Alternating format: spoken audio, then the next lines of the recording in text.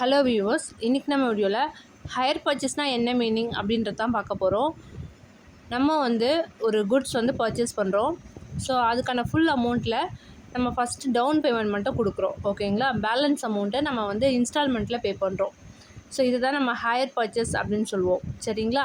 அதாவது ஒரு 5 லேக் அதோட வேல்யூனா நம்ம 2 லேக் மட்டும் ஃபஸ்ட்டு நம்ம டவுன் பேமெண்ட்டாக கொடுத்துட்டு பேலன்ஸ் 3 லேக்கு நம்ம இன்ஸ்டால்மெண்ட்டில் பே பண்ணுவோம். இதுக்காக நம்ம அக்ரிமெண்ட் போட்டுப்பாங்க. ஸோ இதுதான் ஹையர் பர்ச்சேஸ் அப்படின்னு சொல்கிறோம். ஸோ இந்த ஹையர் பர்ச்சேஸில் பார்த்திங்கன்னா மொத்தம் 3 பேர் இருக்காங்க. So buyer, seller, financier. ஓகேங்களா? ஸோ இந்த பையர் பார்த்திங்கன்னா ஃபுல் அமௌண்ட் செட்டில் பண்ணதுக்கப்புறம் தான் அந்த குட்ஸுக்கான உரிமையை இவங்களால் எடுத்துக்க முடியும். ஓகேங்களா?